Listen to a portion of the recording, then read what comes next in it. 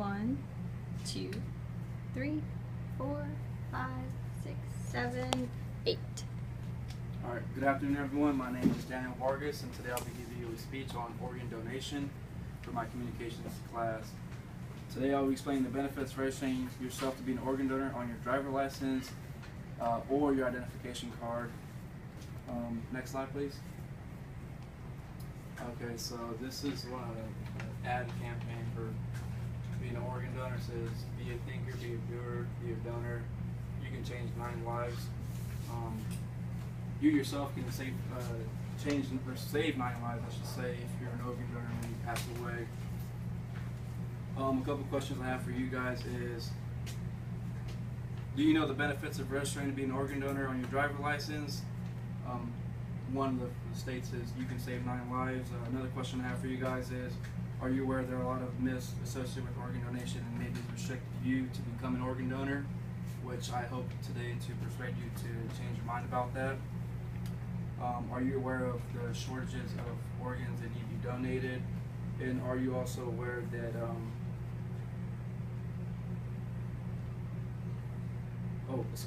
and you also know what organs are actually donated when you pass away. People like to think it's just the heart and the kidneys, but it's more than just that. Next slide, please.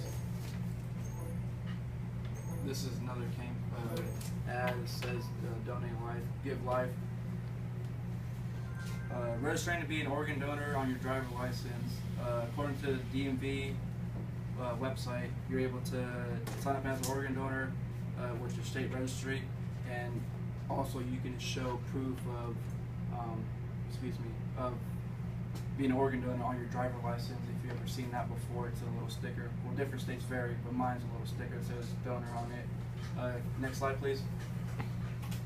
And I have a California driver license, so this is what mine looks like, which has that little donor sticker right there. One of the biggest things when you become an organ donor is to notify your family.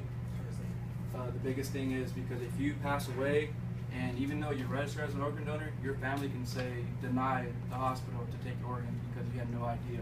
Maybe they thought that you didn't want to do that, but honestly, you registered to be an organ donor. So it's important to communicate with your family and let them know that you want to be an organ donor if that time comes for yourself. Once again, I just want to reiterate that you can sign up for this on the DMV website or the next time you apply to renew your driver license. Okay, people hear a lot of myths about organ donation, and I want to inform you that most of those are not true.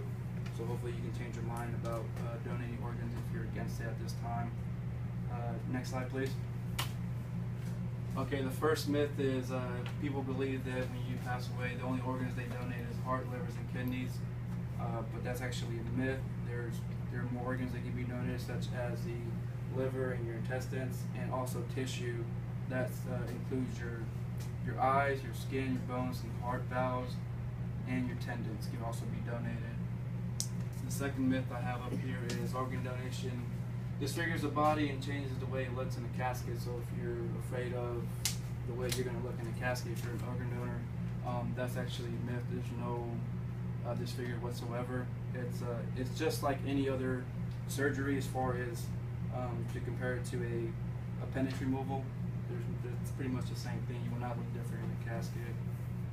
And the third myth I have up there is if I'm in an accident, the hospital knows that I'm designated as a donor to the doctor, won't try to save my life. So just because you're an organ donor and your life's in critical danger, they're not going to go, okay, let's let him die so we can take his organs and donate them to someone. That's not the case. They will do everything they can to save your life and to make sure that you don't pass away. Also, at that time, the transplant team who actually takes your organs will not take your organs unless doctors and nurses have done everything they can, and if your family has given consent to donating organs, even though you're registered as an organ donor. So once again, it's important that you communicate with your family. Next slide, please. So over 100,000 people are waiting for organs every day. This was taken from 2009 statistic, which is 115,000. And as you can see, 10 people die every day while waiting for a transplant. There is about an average of 79 people who receive organ transplants every day, but at that same time, 10 people are dying every day for organ donations. Now, in 2010, about 2.5 million people died that year here in the United States. Now, if you imagine if all those people were organ donors, how many lives we could save? That concludes my speech. Today I talked about where you can register to be an organ donor. I also informed you which organs can be donated when you pass away. I hope I've proven some of the myths or beliefs that you've heard about organ donation, and hopefully persuaded you that you can become an organ donor. And hopefully I can encourage you to change that perspective and donate your organs when you pass away, and you can save a life. If you have any questions, that ends my speech. Thank you so much.